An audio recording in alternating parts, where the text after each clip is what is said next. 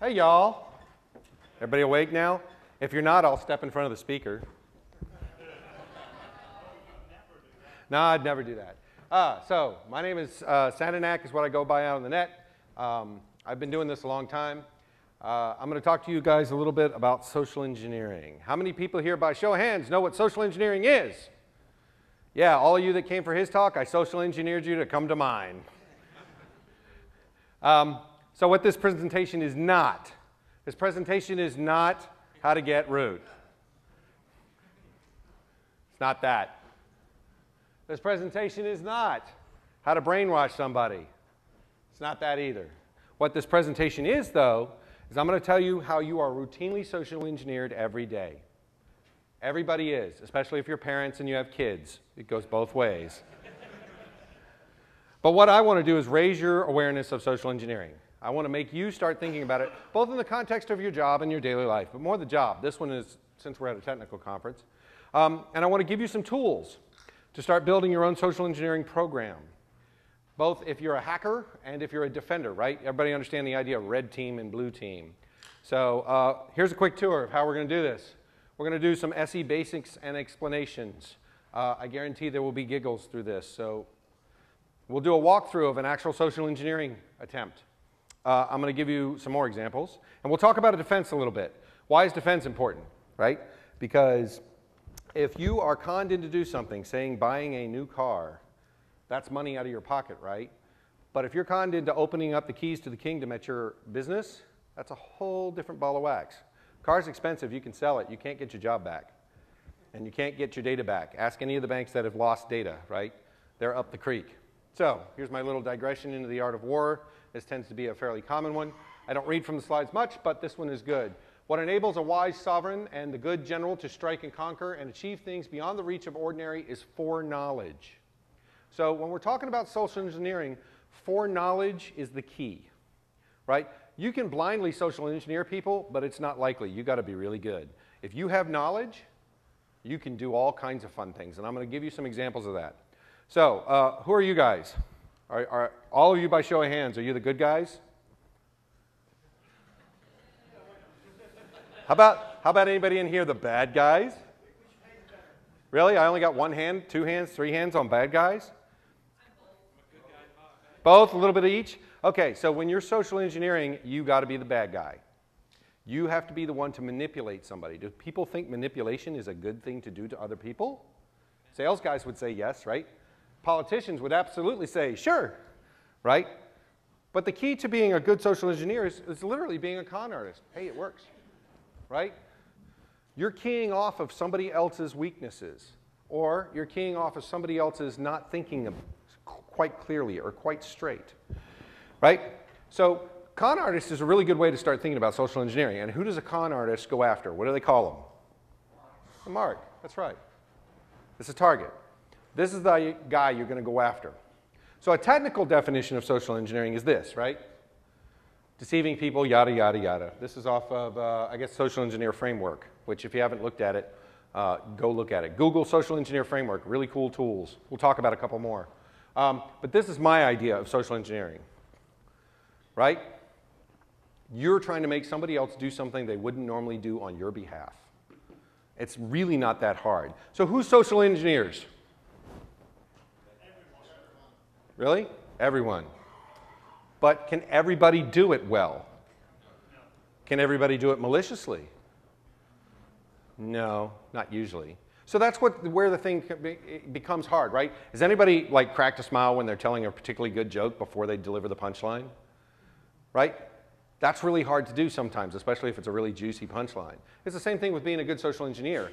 It's really hard to not show any outward emotion while you're social engineering.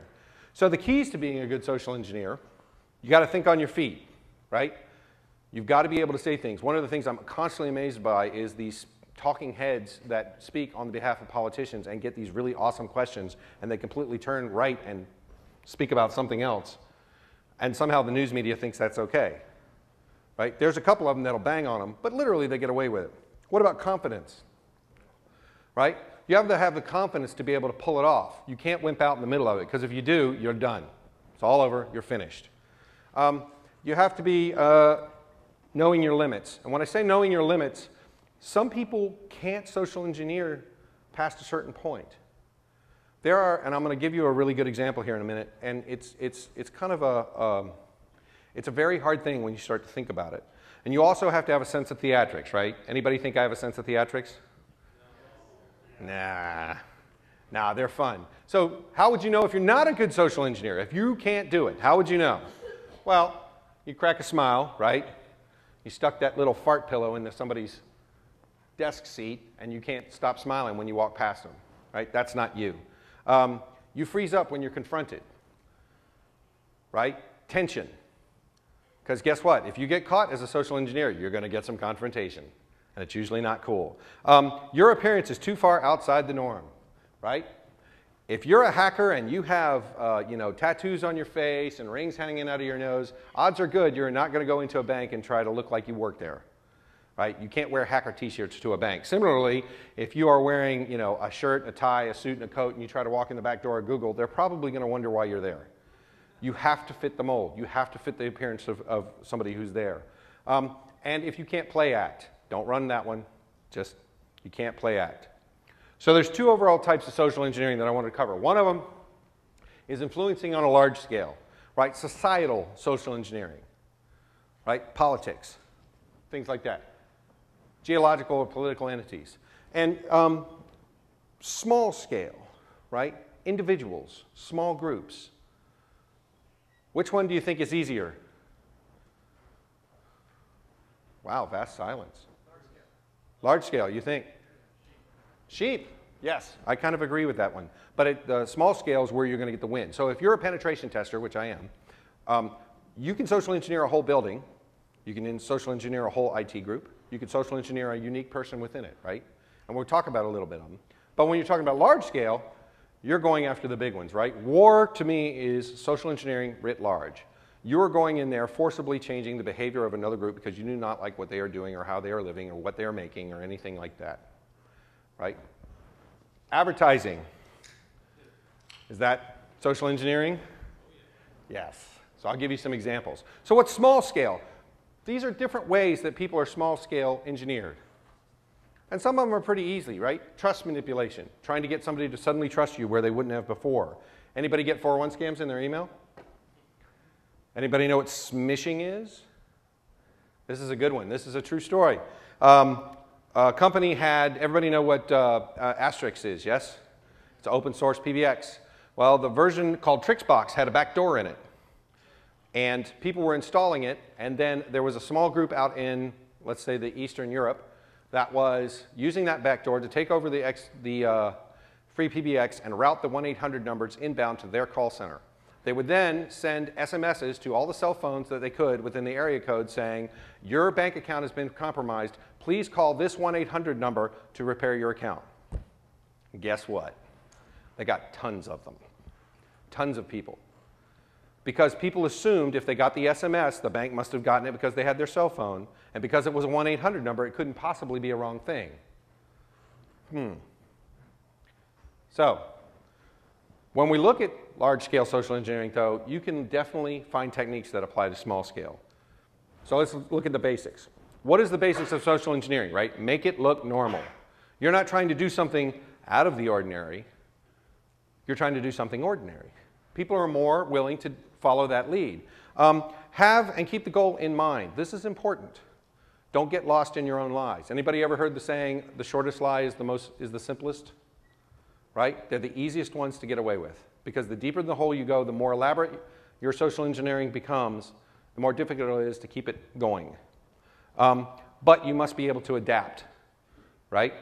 When you're social engineering somebody, you have to be able to get into a situation. You have to change your context based on what they're giving back to you. So it's kind of an interesting balance. You have to establish a false trust relationship, right? Sometimes it's based on the situation. And I'm going to give you a really good example of that. So let's talk about logical trust. Making trust appear as if the target expects you to be there. Making divergence seem normal. Hey, I had to go out of my way for you to give me this piece of information because it was normal. Hey, I called up, man, I'm here, the CEO's in the boardroom, his laptop went down, he can't get back on it, he's forgotten his password. Can you please give me the password so he can give this presentation? It works. It sounds simple, but it works. So, and it works with a herd mentality. This is one of my favorites. A herd mentality is the idea that sheep, right? We talked about it a second ago. So here's an example of that. Do we have volume? All right, thanks for coming out, everybody. For today's mission, all 80 of us are going to go into the store Best Buy wearing blue polo shirts and khaki pants. We're going to enter the store one by one. When you get inside, don't say that you work there, but if a customer asks you for help and you can help them out, then do it. If an employee asks you what's going on, just say that you don't know anyone else and it's just a coincidence that you're wearing their exact same store uniform.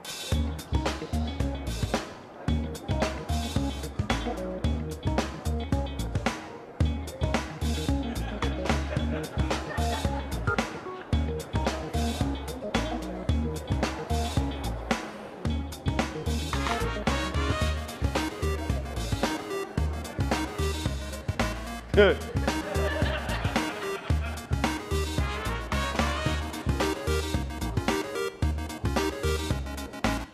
Okay. Social engineering. What is this guy doing? What is he doing? He's offering help. Anybody been to a place where somebody's using a square out on the floor to allow you to purchase things right then and there? Say, I don't know, a conference. Do you think if he was representing the store right now and he said, oh, you want to buy this router? Right here, I'll give you a receipt. Do you think he could get their credit card and get some money out of them? Look how easy that was. It's not. Here's one that I did at a local hacking conference. Think I could do something if I knew where all the hackers' cars were? All the IT people's cars were? I could put GPS on them. I could tag them. I could find out where they live, right? We all seen the license plate readers that are becoming pretty prevalent, right? I could go by with a camera, snap pictures, put them into DMV, and off we go. Here's another one that worked really well. I put that up at conferences. I did not have time to do it today. But people send their phone numbers. What could I do with a bunch of sysadmin phone numbers? Start thinking about it. It's a trust. You guys make some assumption if you see this. And at this particular conference, it was SkyDogCon, it was 2 weeks ago, I didn't put any images, I didn't put any graphics, I didn't put anything from there. All I did was put that. And they saw SDC Rocks, which they assumed was SkyDogCon. They said, oh, it must be legit, therefore I will send them my phone number. It's a step in the right direction. It's easy to do. So when you're doing emotional trust, you're trying to change their emotional state, right? You're trying to make something happen. Anybody here ever been in a store and lost their wallet and still had to purchase something? Say it was baby diapers. Did the store accommodate you? They will, 9 times out of 10. People use those things, and I'm going to give you an example of that in a second. You have to know your target, though. You have to make it fit. So if you're in a diaper store, diapers is logical, right? That one makes sense. You could probably get away with that. I don't know why you social engineer diapers. There's a line in there about crap, but I'm just...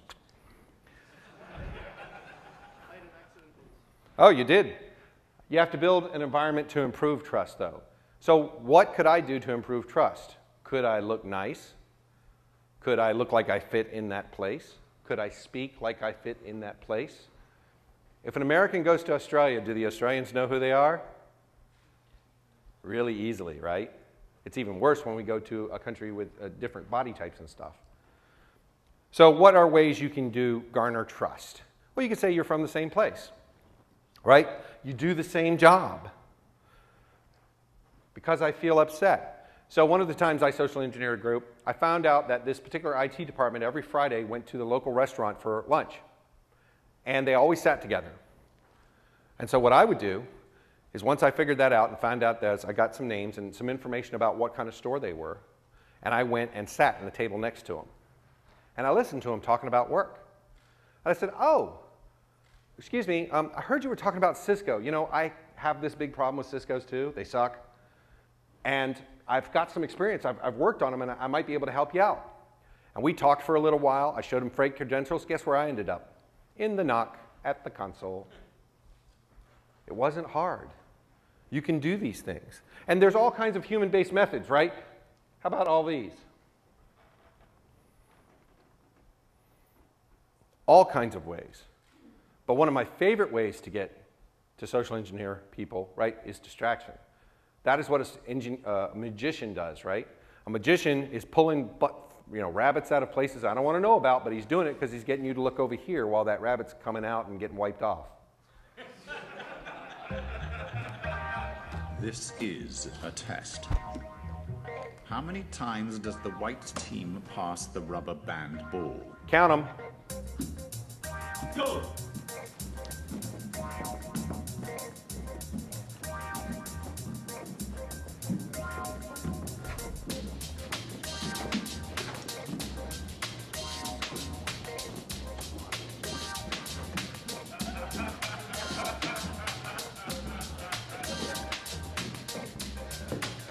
If you answered 13 passes, you are correct. But did you see the black belt gorilla? Go!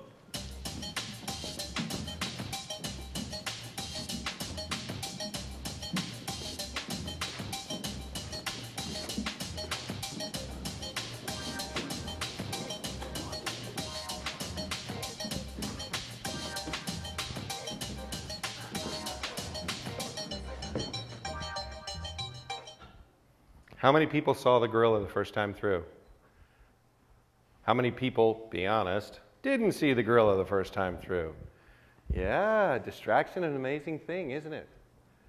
How many people are always baffled by magic tricks? I could put up both my hands.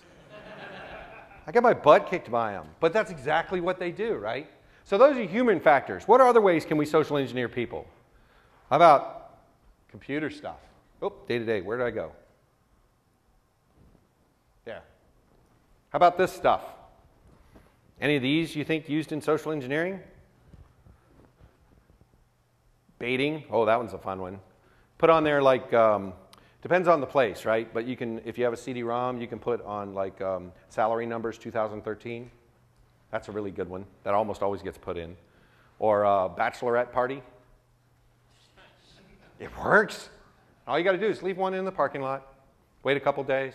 Works out really well. We did one where we kind of spearfished this one a little bit. We found a bank that had been had their stuff stolen out of the back of a Jeep. They had had an audit, and the auditors went to lunch, and they left the laptop in the back of the Jeep and outrolled all the account numbers and all the information about their people. And I said, I'll get them. So I created a fake website, Swamp Colo by name, as I recall, with all fake information about the bank. I included a nice little virus with it that got me a backdoor into the place. And I called them anonymously and I said, hey, I don't know if you know this, but the information about all your customers is out on the internet. It's at this website. You guys might want to take a look at it. Branch downloaded it. CO downloaded it. CFO downloaded it. CIO downloaded it. Sheriff's Department downloaded it. And then the FBI downloaded it. And about that time, I started calling them and saying, no, no, no, no, no, no, no, no, no. But it was really easy. Really, really easy. People make assumptions, and they're not hard. So what other kind of day-to-day social engineering happens, right? Power of suggestion. What's the Lay's potato chip? Huh? Who said it? Yeah, can't have just one. Why do they do that? Get you to eat two, or 4, or 8, or 16. How about this one? Everybody remember Ivory soap. It's 100% pure. Oh, sorry, 99.999% pure. 99.44, you're right. Pure what? Pure advertising. Pure advertising, right? These guys are they're just awesome. I love advertisers. Their objective is to get you to purchase a product, right? Raising the volume during commercials, right? The US government, they fixed that for the TV. Did they fix it for the internet? No. I watch Jon Stewart. I have 2 volume settings just for that, because the commercials that come on blow me out, right? And they also use movement to garner attention, right? Y'all remember the old subliminal flashes? How about this one? Oh, hello.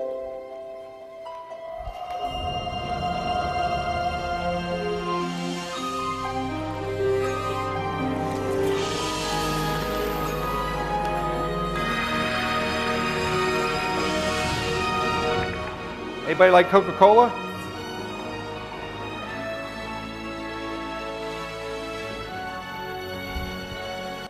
Where did the fireflies go? Right over the Coca-Cola. Right over it. It was movement. They've actually tested this one, and they had a survey that it ran afterwards. And after they did this, 89% of the people that watched this gave a favorable mention to Coke if they were not already Coke drinkers or Pepsi drinkers. Something that simple can change it, right? And who do advertisers represent?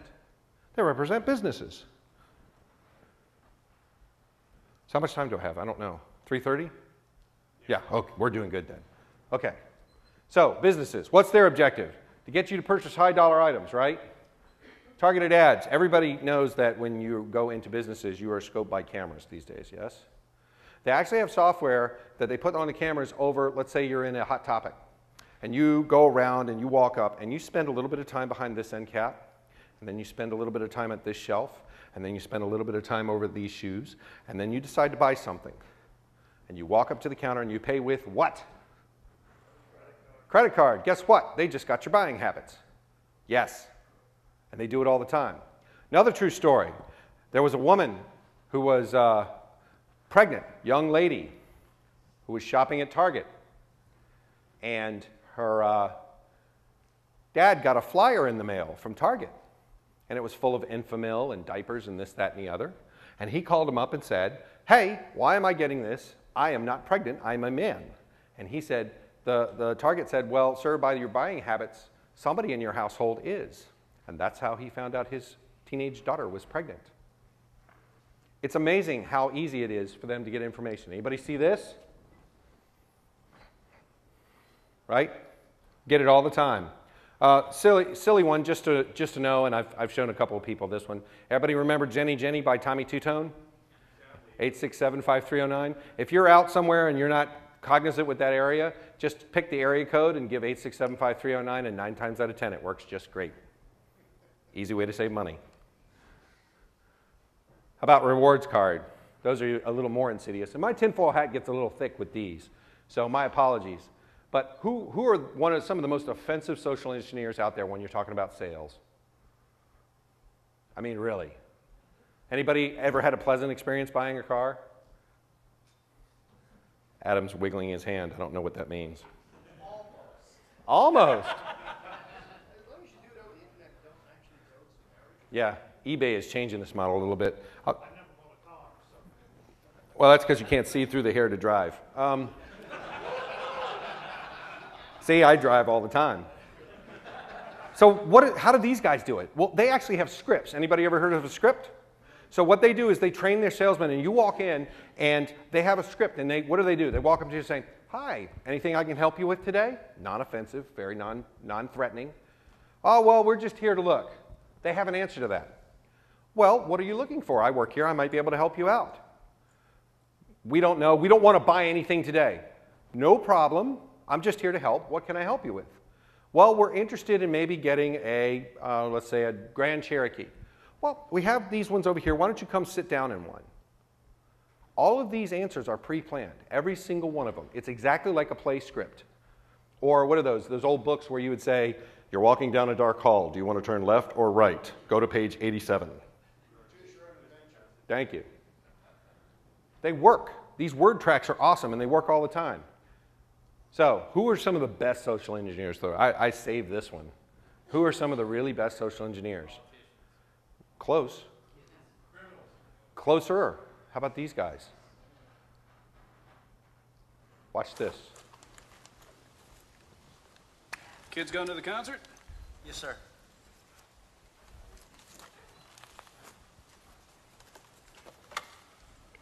Do you know why I pulled you over?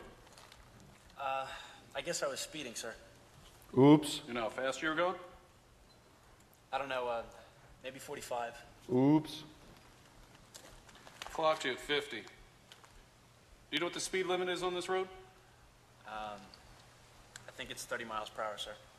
That's right. Which means you were driving 20 miles per hour over the speed limit. Did you know that I could arrest you for driving that fast? But it didn't seem like we were driving Did that you fast. know that I could... Okay, I want to stop right there on a couple of things. How is the police officer getting his information? What was he doing? What's the first thing he did? He was prompting. He opened the conversation. He walked up and said the first thing. Humans hate a vacuum. They like to fill it. They hate dead answered questions. What else did he just do? The person asked him a question, and the cop refused to answer it. He asked the same question again, and he gets his answer. arrest you for driving that fast? No. Oops. You have any alcohol or illegal drugs in this car? No, sir. He did. What about your friend? Looks a little out of it. Donna, you feeling all right? You look a little spacey.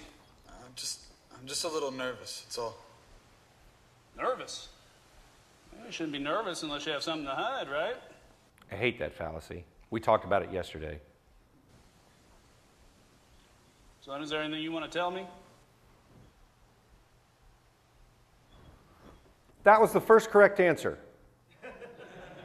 It was. All right, everyone step out of the car, please. Watch this piece of magic.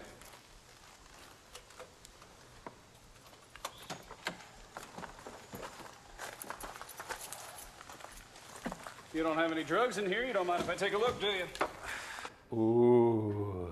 And guess what? That was legal. If you don't exercise, especially with the recent ruling, if you don't exercise your right, they can just go right on past it. Sorry, which right? You have a right to remain silent, and you have a right not to be searched, but you have to exercise it. The right to remain silent, right, that one just came around. It hasn't gone all the way to the Supreme Court, I don't believe, but it did get at a federal court saying if you do not exercise it, you cannot remain silent. You have to say, I am remaining silent. So, what is their objective? There's one problem with that. Go.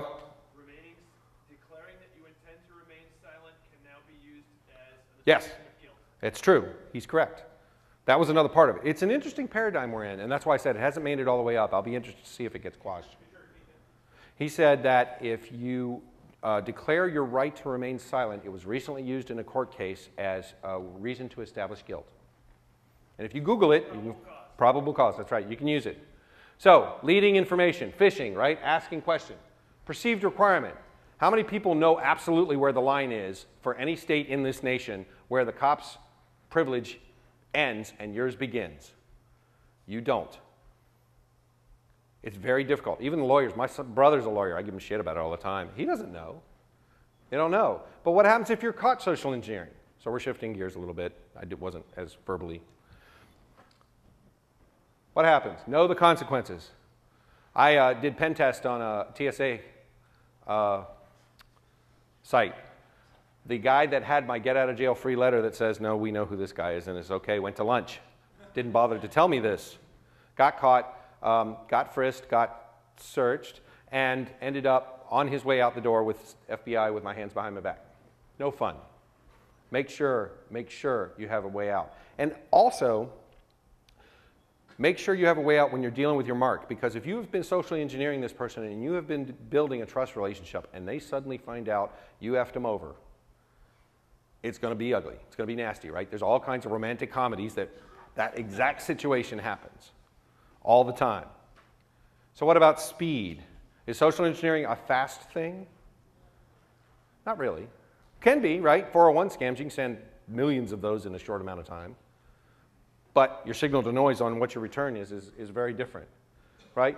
Computer-based methods help a lot, but what you're going to get back is going to be full of a lot of noise too. So you have to evaluate whether you can get out the signal that you need from that noise. And it's not an easy thing to do. Speed is also generally the inverse of detail. There's a ton of information that you can get from a social engineering attack, but if you're doing it very fast, you're not going to have time to really dwell down on what you're looking for. So from a methodology point, you need to have a plan. You should work it out on paper. Even write a script if you're feeling froggy. Treat it like chess and have somebody go through it with you. Props are good, but make them as rational as possible to lend credibility. For instance, I have a Xerox suit. It has a Xerox badge. Somebody's messaged me, my apology. It has a Xerox badge. That Xerox badge has a 1-800 on it number that if somebody asks me, are you with Xerox? Yes, my 1-800 number's on the back, please call them. It goes right to my wife's phone. And she knows when she gets an inbound call from that to answer, this is Xerox support, can I help you? It works. But you want to really seem normal as much as possible. Okay, insert the joke about Branson not being normal, but I get it. Verbal interaction. Answer questions that they are trying to identify, right? That's one of the things they're going to try to do. Find ways to answer them in ways that don't identify you. Stop. Pardon. I don't want to turn the volume off because I got stuff. So, ask leading questions, right? Yes, I'm here to buy something. Your name is, and you're from, and your root password is. They probably won't work. Leave dangling sentences, right? You know, I was at work today and I was working on this Cisco and I was trying to get to the root prompt, but it was something, oh, it's enable. People want to be helpful. They don't like to leave holes in the air. But act confident when you think you know something. Confidence is the big thing. If you start sweating, if you start shaking, if you start getting flushed, they're going to know something's going on, right? The act confident thing is a big one. Dress the part, no hacker shirts, have a strategy for what you're going to attempt, and have a plan to get out, even if it means hauling ass out the back door. Make sure that when you social engineer, you know how you're going to get out of it. Because if you don't, you're going to find yourself like I was in cuffs on the way out the back door. Be aware of the consequences, right? When I talked about we all social engineer, sometimes we social engineer our friends in ways, right? I'm going to go home. I've already had too much to drink. But you know, I've got this really good tequila. It really tastes good. You really don't want to go to bed, right? You don't want to let that go to waste. Okay, I'll stay up a little while longer. And then the next morning when they're hungover, they might blame you for that, right? That's a simple one, but you can take it lots of other places. When you're doing phone interaction, it's even more fun. Everybody knows how to use an anonymous number, right, to call outbound? If not, let me introduce you to making a phone call with Google. It's very simple. Instant outbound obfuscation. But even more interesting, if you know how to hack your ID, people put a lot of trust in caller ID, a whole lot of trust. And you can definitely use it to your advantage. I have on several occasions. Right? Caller ID. Have a way out that won't raise suspicion. If you're in the middle of a social engineering attack on the phone and you're talking to somebody, I swear to God, I have a little crybaby, the ones you turn over, like some of them do moo, some of them they make wah. I have that sitting next to the phone. If I feel like I'm getting in trouble, I'll flip that bad boy over and say, oh man, I'm sorry, my baby just fell out of the crib, I gotta go, I gotta hang up, bye, click. Why? I could just go, click. That's more suspicious, that's right. You raised the bar when you do that. If I give them a reason to think it was okay for me to hang up that phone, they're gonna think less suspiciously about me making the phone call or the fact that I was nervous at that point or whatever reason I felt I had to get out at that moment. It's that simple. Exit with grace every time. Every time you can. So let's walk through a quick hack, right? Target evaluation, target recon, build a plan, perform it, wash, rinse, and repeat. Do it over and over again. Keep your attacks small and simple, and then build the trust relationship. The more you engage with somebody, the easier it's going to be. These are for long term, right? If you're just trying to get a hamburger out of a joint, you're obviously not going to make a big, production with the person behind the counter. But if you're trying to break into somebody's account or you're trying to get information out of them, like salespeople, that's one way to do it. And my apologies to the salespeople in the room. So network penetration, right? Your capability, low-hanging fruit, best reward. These are all obvious things. They're going to look at you in a way to say, what are you bringing to the table, right? So they're going to evaluate it. They're going to look at groups and individuals. I talked earlier about how I social engineered a group. What I was doing was looking to establish a rapport with an individual. I ended up getting a rapport with the group. It was awesome. I got 3 good individuals out of that one. So when you're looking at the group, research it, right? I spent time to find out where they were. I spent time to find out what kind of hardware they were on. I spent time to understand what things I could ask and what things I could say. Targeting is broad. There are more possibilities than you're going to get more responses.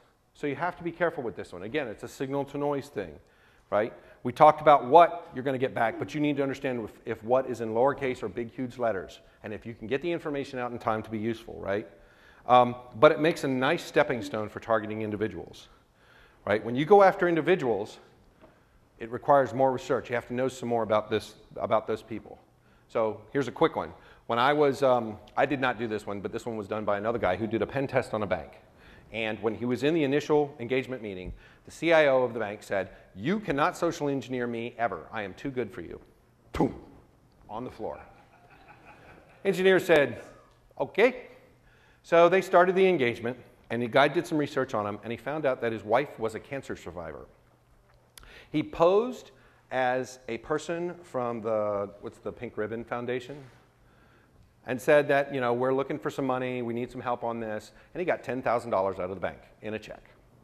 At the closing engagement, he went in there and they gave him the report, and the last thing he did is said, "Oh, by the way, here's your check back." And the CIO was furious. He said, "That is off limits. You should not have done that. I said me. You cannot social engineer me." Is anything off limits? No. Please don't think anything is off limits.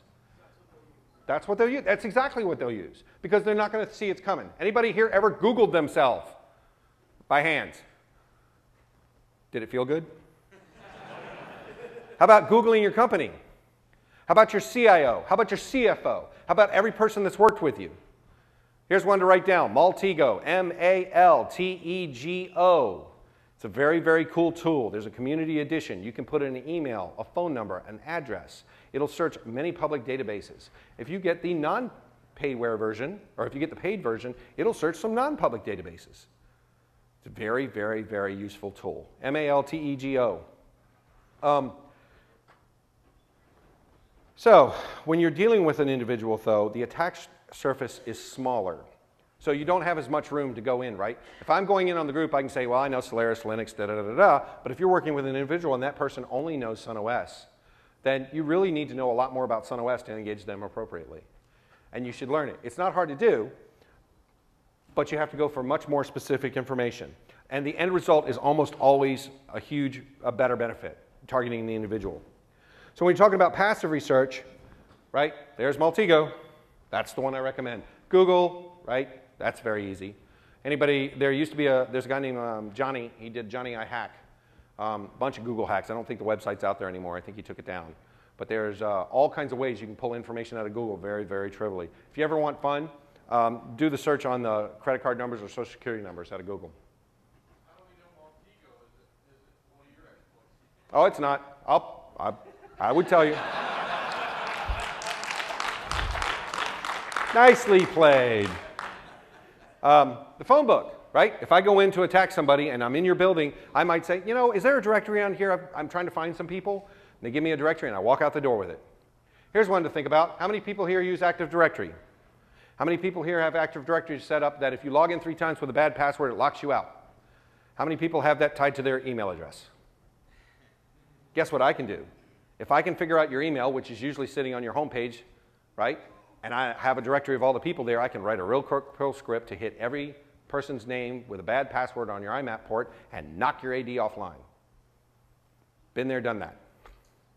It's not hard to do. So, public information pamphlets, location of the building, et cetera, and so on. If you were in my class, I showed you the wireless app. Very, very useful, right? You can do dumpster diving, although that's stinky. Visit the locations. Network tools, I showed you some. Facebook Pwn, everybody see that one? It's a cool tool that will look up a person, find the friends, create a fake account that looks like your friend, send you a friend request. You will probably say, sure, this person may have just typoed or something, and then it downloads your entire Facebook. Great store of information, Facebook. Great, great store. Creepy does the same thing for Twitter. Right? Build your profile for attack. Identify your goals, know what you're going to go after, right? Usually when you're doing a pen test, you're looking for specific information. I'd like the root password on the AD server, or the administrator password, yes. I would like the enable password on the Cisco router, which incidentally I found one time in the banner when I logged into the Cisco router. Right? If you have a website, the first thing I do is I take everything off that website, I take out all the common words, I take out all the HTML, I dump it into Hydra, and I bang on your front door with every word in it. And I have gotten many times with it. For those that don't know, Hydra is a really nice attack tool for passwords. Works against all kinds of protocols. Look for discrepancies, right? Sometimes those are really useful. Really useful, because if you understand a discrepancy, then you fit into a smaller field that they will appreciate, right? If I said, I know Unix, everybody goes, okay, so we know Unix, whoopee-doo. Yeah, I know SCO Unix. Now everybody's going to beat me with a baseball bat. But the point is I know something that you might know that means something to us, right? Search for key phrases and knowledge and use it. Organize it. Don't have it to hand, obviously. You know, a crib sheet, you might get, well, do you know about Cisco? They're probably going to wonder about that. But you do want to organize it so it's easy to remember. Conversation starters, it's like I said. You know, I was having problems with my Cisco too. Do you guys have any insight on that? And that's all it took. I ended up, they said, hey, why don't you join us for lunch? I pulled over, we sat down and talked. And I'm not kidding, by 3 o'clock that afternoon, I was sitting at their knock at their console. And the funny part about that is, the IT director was not with them. He's the one that engaged me. He walked in very shortly thereafter and about dumped a load when he saw me sitting at that console. To his credit, he didn't blow up there. I wish he would have, but go for that low-hanging fruit. KISS, everybody knows that, right? It's not smoochies. Keep it simple, stupid. That's not to say you're stupid. That means keep it at the lowest base level you can. Again, the easiest slide to make sure it works is the simplest one. And then evaluate your impact on the target, right? Was it positive? Did you leave with maybe your mark feeling like he had a good experience? Or did the mark seem suspicious? Is it maybe time to give it a rest, step off? Those are things you should think about. So there's a little soft skills in this. And keep it within your capabilities. Don't overreach. If you don't think you can sneak around in a Xerox uniform, don't even try to do it. There are many other ways to social engineer. I'm going to give you some examples. So I'm going to roll through some stuff because I've got a couple more things I want to show you. Keep good logs as you're going. Record everything. With recording, understand and know the legal rights within your state. This is hella important. I do capture the flag contests. We do not allow recording of the contest like they're doing here because of we're on the phone actually doing social engineering to other companies who are allowing us to do it. It's okay, but we don't want the legal thing. So Virginia has a one-party rule, for instance. One party has to be aware of the conversation. Most states, like Maryland, has a two-party rule, which is why the poor guy on the motorcycle ended up going to jail when he got pulled over because he had a camera running and the cop didn't give him permission. You can look that one up. So wash and repeat. Do it over and over again. Build the rapport. The stronger you build it, the more you'll work. Salespeople know this inside out and backwards, right?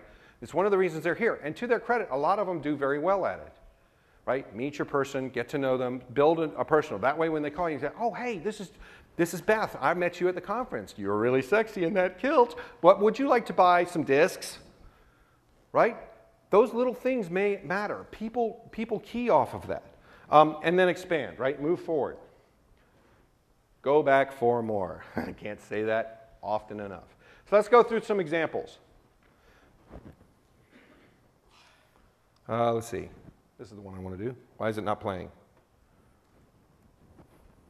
Sure. What's the last name? Zap. And what was that first name, sir? Anthony. Let's see.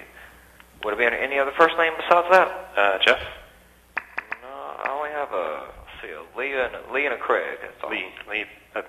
All right, so that one started late. I'm going to start it over again because it is important to hear the whole thing on this. Blockbuster on 10th Street, Brian. Could I find out if I have any late fees on my account? Sure. What's the last name? Zap. And what was that first name, sir? Anthony. Let's see. Would it be any other first name besides that? Jeff.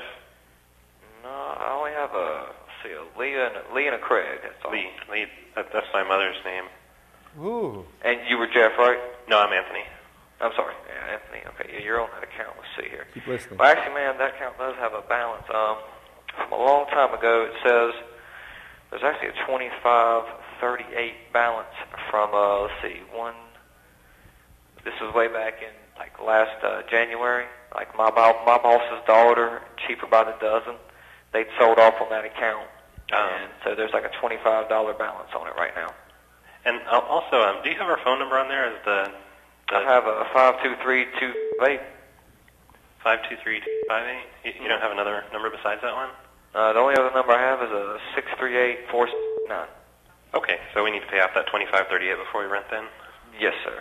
Do you send us out a notice if we're behind in our payments, or? Well, they probably did like a long time ago. I mean, this was way back like last January of 04. Did you I send mean, it? of 05, I'm sorry. Did it go to the Morgan Street address? Because we moved one. Let's see. The address again here, it says Washington Boulevard. All he had was the last name. That's it. So this one's out on the net. It's pretty easy. But you can use similar things. You can find somebody that's nearby. Like if you're attacking a bank and you know the CIO and you find out where they live, and it's usually not that hard, call a local pizza place. Oh, did I say pizza place? Hello? Hello, this is Craig from Domino's Pizza here in Bend. Uh-huh. And I was just calling to let you know that your name had come up in the drawing this week for the free pizza. Oh, really? So you're welcome to have a free pizza tonight, or we can put you in the computer for one. Why don't you put us in the computer? Okay. That'd be good. All right, you going to order some other night then? Sure. And is this for Carter, the name? Carter? Mm-hmm. I wonder if you even called the right number. Because I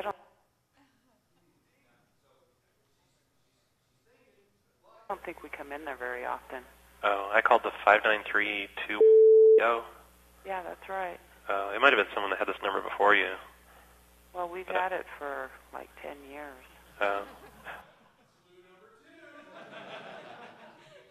Well, you want me to put your name and everything on the computer then? That'd be great. Okay.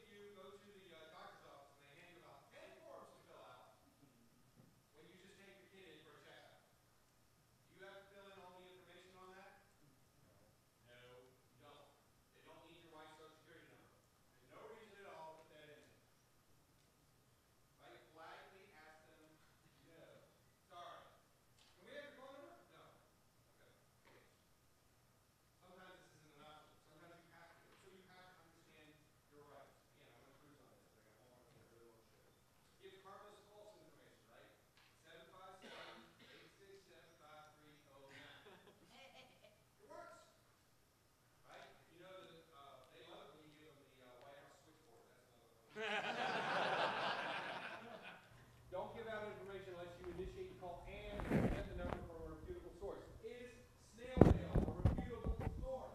No. Thank you. Validate the caller. Get the number from a source. Ask for a callback number. Anybody remember back in the day when you did that with your modem? Right? You would call in, it would hang up, and it would call you right back, and that's how you would connect. Yeah. So, people, what do? Validate a person's right to the information and the access. Validate the requirement.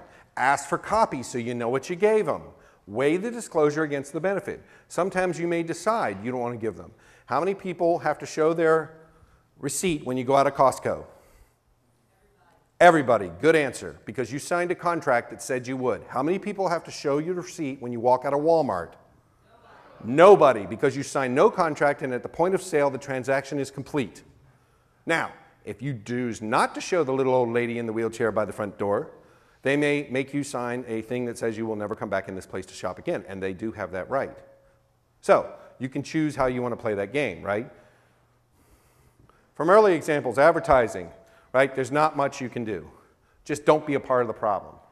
Take the adverts off. It's a real easy one. Don't be the person with the advertising. Take them off your car. I mean, don't put any advertisements anywhere where people can see them. Don't accept intrusive ones, though, right? The one that pissed me off the most is when they put them on the gas pump, because everybody looks at it as it's going in. It was such a well-thought-out thing, and there's not much you can do about it, right? But change your habits as much as you can to avoid exposure. So for phone spam, I do this all the time. If I get a phone number and I do not know who it's coming from, I'm Domino's Pizza Yorktown, can I help you? I'm sorry, is this the Matheson residence? No, this is Domino's Pizza. It's a business. Oh, I'm sorry. My number of spam has gone right to the toilet. I almost don't get them anymore because they are not allowed to call businesses. So it works really, really well. right? I don't advocate it much, but it works. Don't give any information more than to complete a transaction, right? If they ask for a card and it's one of those value cards, ask them if you have to fill out anything in it. I've seriously gotten no, and the card works just fine. Now, it's still going to track your habits, and they will know who it is if you happen to use the card in your Visa card at the same time, right? So let's go looking back how to deal with the police, right? This is the fun one. Avoiding direct questions, right? That's his job. He's going to ask you questions to get the answers. He's going to protect his information, and he's going to control the conversation. Now, sometimes this is difficult, and again, it's your own butt if this doesn't work, so think real hard about how you play this. I've done it both ways. Some of the cops I know personally, like I said, my brother's a cop. I've got a brother who's a lawyer. I am not saying the cops are bad people. They are doing a hard job in a delicate situation. But by the same token, their job is to get information out of you to prosecute you. Good afternoon, officer. Why'd you pull me over? Do you know why I pulled you over? I don't know, officer. That's why I asked. Ooh, I wouldn't have fired that gun. You were speeding. I clocked you at 50. Could I see your license and registration, please? No problem. Could you get my registration in the glove box? Stop messaging me, whoever's doing it, or I'll beat you with a stick.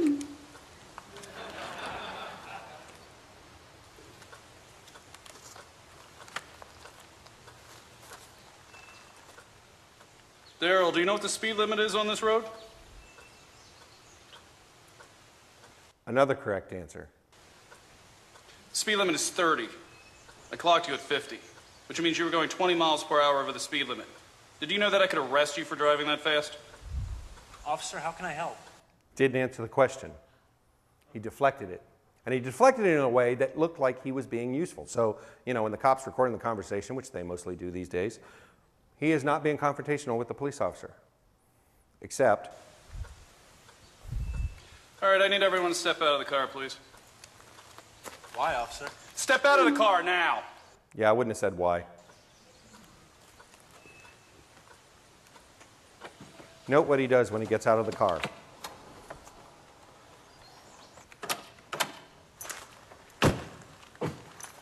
Why'd you lock your car? Don't you think your car's safe here? Habit. Are you detaining us, officer, or are we free to go now? That is a valid response. And that is the question you can always ask. Mr. Borden, can I see your car keys, please? Why? I'm going to take off my Fifth Amendment hat here. He goes all the way down the road of showing that you can exercise your rights and not have to let somebody in the car without a warrant. If it's a board cop, he'll put your ass on the side of the road and go get a warrant. And these days, they can do it pretty quick. So again, it's on your own whether you do it or not. I've only got 4 minutes, so I'm going to haul booty. So group defense, know your information profile. Use that Maltego to get good information. Security awareness training is a must. SANS has really good security awareness training materials on its website. Go look at it. That's sans.edu. Go get the information.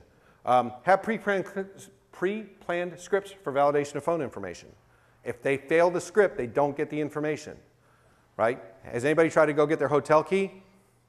When they lost it, they always ask for information. I actually left my wallet upstairs, and they asked me several pieces of information. And I point blanked her when she was done. I said, would you have let me have this key if I couldn't answer those questions? She said, no, I would have called a manager. I got my key replaced without showing ID. Yeah, so did I. But I mean, they ask questions to know, what room are you in? Well, it's your smiling face.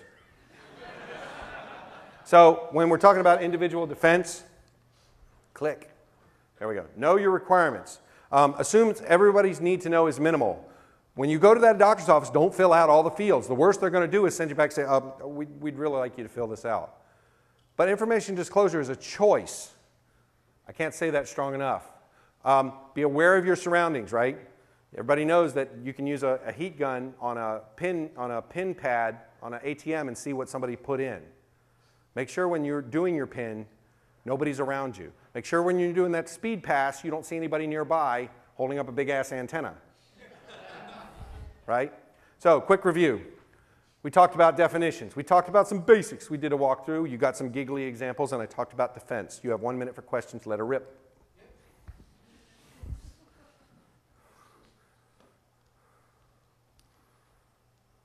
Thanks for that talk. Aside from SANS, is there any sort of go-to place where we can talk about more of the sort of fuzzy aspects of social engineering?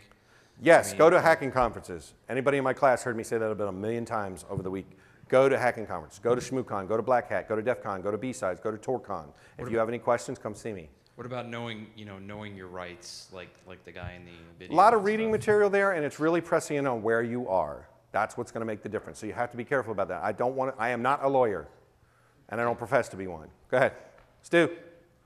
Comment rather than a question, but don't assume that just because people are coming at you with a TV camera saying, this was a candid camera type show, don't assume that they're telling the truth. Yep. But there was a thing, the BBC did a show exposing con artist methods. Guy distracts the lady, took her purse, replaced it with an empty one. Half an hour later, his accomplice came up. Yeah, ma'am, can I just see your ID? She opens her purse, nothing there. The original guy comes out, says, look, we're really sorry, we're making this TV show for the BBC. I just, as an example, had to show, we recorded it, showed how easy it was to switch her purse, shows her the hidden camera, and she thanked him for giving her back her own purse. It's like, don't thank me, I stole this from you. Yeah, yep. Be very careful with your privacy. I can't stress that enough. And again, people will know me, say I have a tinfoil hat that has holes in it, but please be careful with it. My time is up. If you have further questions, please find me. I'm throughout the con, and I love to talk to people. That's me.